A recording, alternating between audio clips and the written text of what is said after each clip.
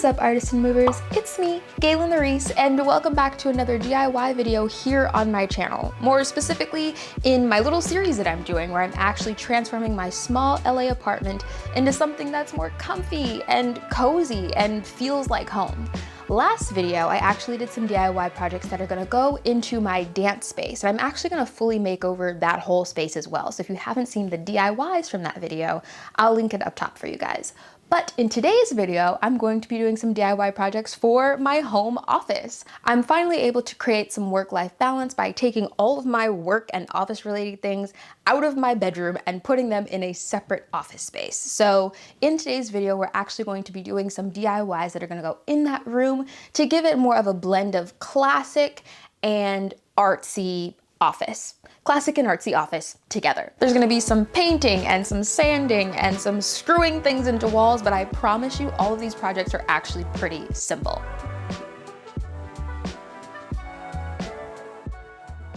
So for these first two pieces of art, I wanted them to go together, but I didn't want them to look exactly the same. You know, kind of like cousin pieces. The room is small, but it definitely has potential. I'm starting off by taping off where I want the pieces of art to be so that I can get an idea of what size canvases I need.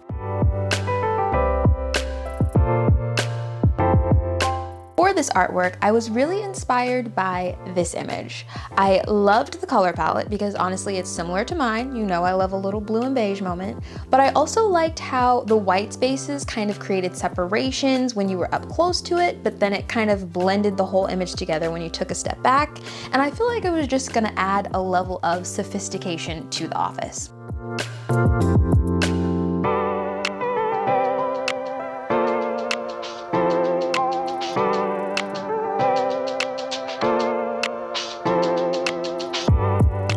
I purchased two canvases. I can't remember the specific dimensions, so I'll put them up on the screen for you guys. But I'm starting off by painting them white so that the white pattern lines will look a little bit more finished underneath instead of just blank white canvas.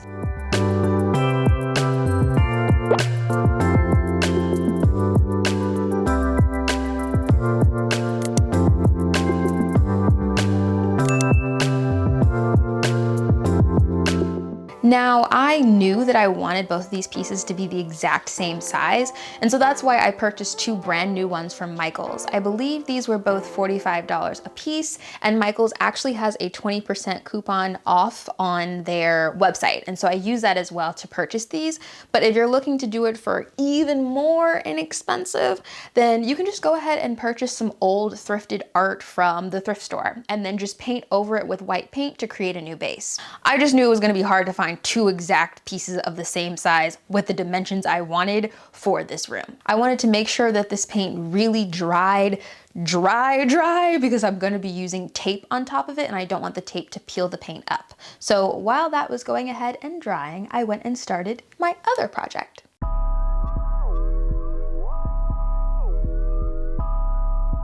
So I got these pieces of wood from Hobby Lobby and I figured out that I needed 8 of them for this project. My plan was to use the pieces of wood to make an accent wall moment behind the desk, but they were really rough and a bunch of different colors, so I decided to sand them.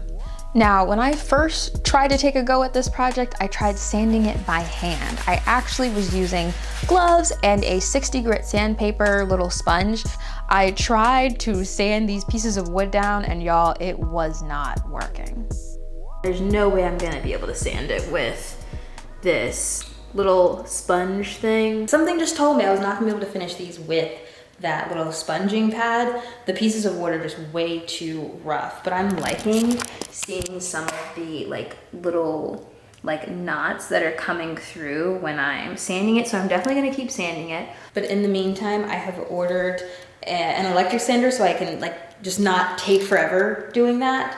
But I don't know what color stain I wanna use after I'm finished sanding. At first, I was thinking doing a dark colored, almost like this color. But then I started thinking about it and having this more warm tone dark wood with a lighter wood on the wall might be the move. Just whoop.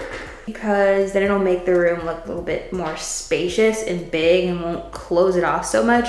So really the determinant is going to be how these canvases look. So I'm going to wait. I have to wait for the electric sander to get here anyway, and then see what the color palette is looking like to determine what I'm gonna do on the wall. So I went back to working on the other DIY project, after it was done drying, of course. Now that the white paint has completely dried, I'm going in with some blue tape and I'm taping out my pattern. To do this, I'm just eyeballing the lines to see what kind of shapes I want to create, and I'm making sure that I'm firmly pressing down the edges of the blue tape so that no paint will get underneath the tape and disrupt the clean lines. I'm even wrapping the tape all the way around the edges of the canvas as well, so that the pattern will wrap around the sides of the canvas and make it look more finished. If you're like me and you're painting two of these pieces, then you really want to lay them next to each other and kind of take a step back and make sure that the sizes of the shapes are kind of similar on both pieces. You don't want one piece to have a bunch of tiny little spaces and the other one to have giant ones. Remember, these are cousins, right? They're cousins. I have a few different shades of blue and the beige color that I actually used in my previous DIY on the shelf. I even incorporated some bronze acrylic ink as well, and I ended up doing this painting process over a span of 3 days so I could really build up nice layers and take a step back and look at it and really see what changes I wanted to make in it so that it had that full effect that I was going for. If you hate how it looks in the beginning, don't panic and don't get frustrated. I hated the first 2 layers of how this painting looked when I first started it.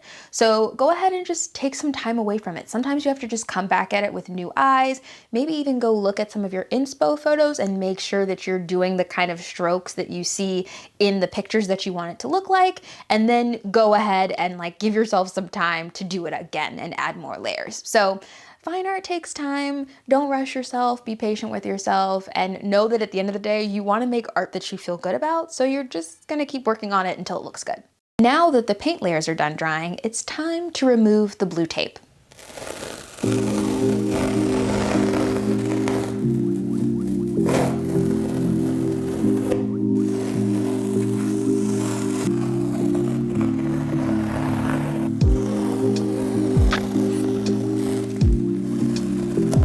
Make sure that you're peeling carefully, but that you're also not peeling away any paint with the tape when you're peeling it. I had to go back in and just touch up a couple of small parts with some white paint because a little bit of paint did get under the tape, but that's pretty normal, so it's really easy to fix.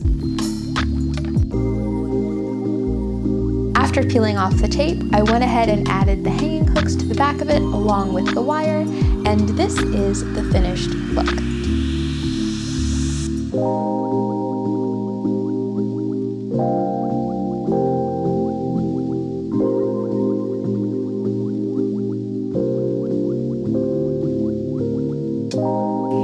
I am in love with these pieces of art. I think they came out not quite how I thought they would, but I definitely love the way that the ink and the paint and the different blue shades all work together, and how if you take a step away from it, it kind of creates this just swirling of color, but then it's also very geometric with the lines. I love it. It gives balance. I really enjoyed this project, and it was definitely one of the easiest ones that I've done so far. And now it was time to jump back into my second DIY project because the sander came in the mail, and so I was back in business. I'm starting off by giving these pieces of wood a good sanding, all the way past that rough wood that was on top and past those ugly planer marks to really reveal the nice wood grain and the pretty knots that are underneath.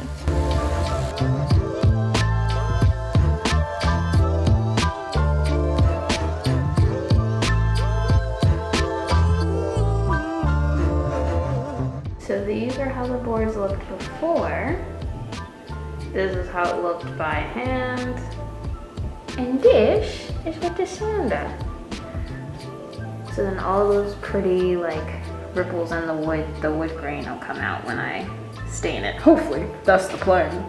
Side note, sanding stuff is really meditative, and I highly enjoy it. Should I have done it inside? No, I shouldn't have done it inside. I'm gonna do it outside next time. But I really enjoyed doing all of these pieces, and I had to because there were 8 of them.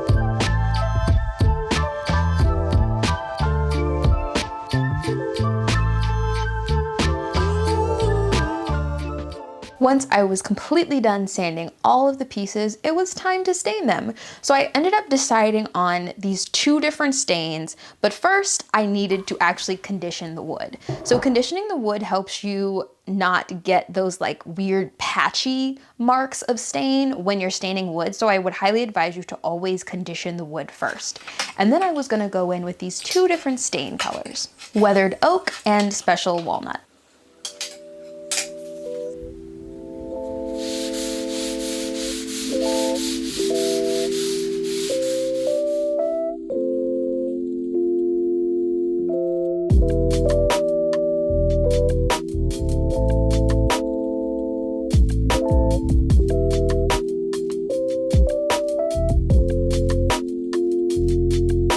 So I ended up doing like the weathered oak on the whole thing and then going into the knotted areas with special walnut. Yeah, I'm liking how it's coming out. Let's go ahead and finish all the other 7.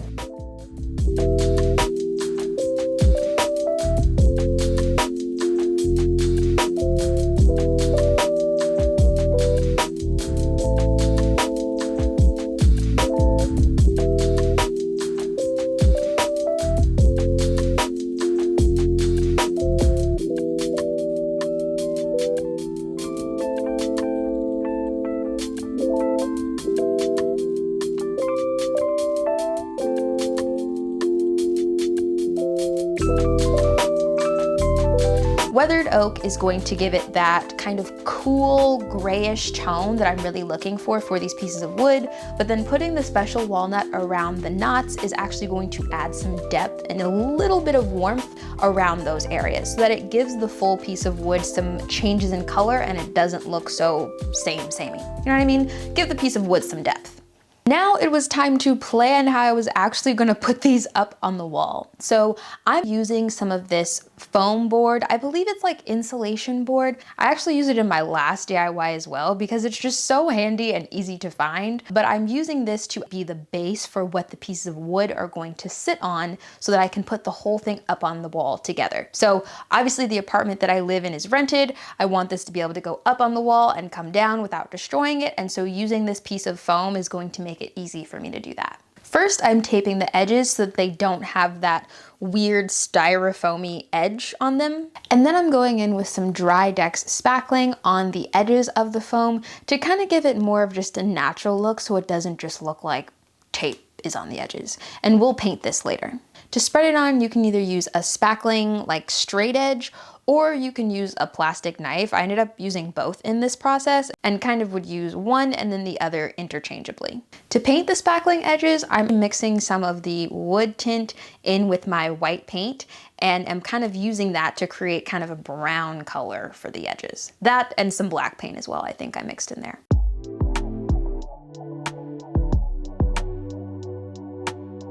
And once the foam was done, it was time to actually attach the pieces of wood to the foam. So to attach it, I used some like super adhesive. I'll have the brand located over here so you guys can see it. You use it with a caulk gun and it's really, really strong. So it's actually gonna hold the wood to the foam without having any chance of it falling off. This adhesive is so strong. It's one of my favorite adhesives now. When I did some DIY projects in my parents' home, I actually used it there as well. But for a strong adhesive, you've got to use some strength as well. My arms were so tired after applying this to 6 out of the 8 pieces, but it was totally worth it. For the top and bottom pieces, I'm not going to glue those on. I am going to use some Velcro. So Velcro is going to allow me to take the top and bottom pieces off and have screws underneath that are holding them to the wall. So when it's time for me to take it off of the wall, then all I have to do is pull that piece off and unscrew it from the wall. I'm applying the Velcro and this is heavy duty Velcro. I think it can hold up to 10 pounds and this little slab of wood is nowhere near 10 pounds, so it's not going anywhere. But I will say the reason why I feel really secure about it is because I used that adhesive to put the Velcro on instead of just using the adhesive backing that was on it. Then I placed a screw through the foam, but I also placed a washer around it so that the foam wouldn't break as the screw is pulling through it. This will make sure that it stays secure on the wall. And then after doing that, I just repeated the same process for the bottom piece of wood as well.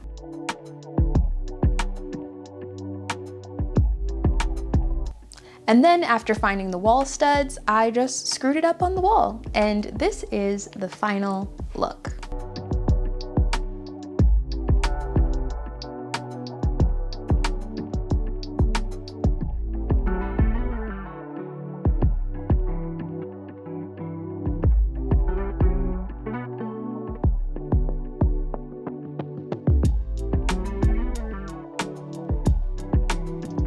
Now, I will say I am super happy with how it looks. I think the wood tones in it are perfect and amazing. However, the only thing I wish I would have been able to put it all the way up, like on the ceiling so that it touches the ceiling line, but I was too short. I tried even standing on my kitchen table to do it, and I couldn't get it any higher. So I need a ladder. Now I know I need a ladder, but I think it looks good still, and I'm gonna do a little something up there so that it looks like it was more intentional anyway. So it'll be fine. But in general, I am very happy with how it came out, and I think it's gonna add a little layer of, you know, sophistication to the room that I'm really going for. So I would love to hear you guys' thoughts on these DIYs down in the comments below.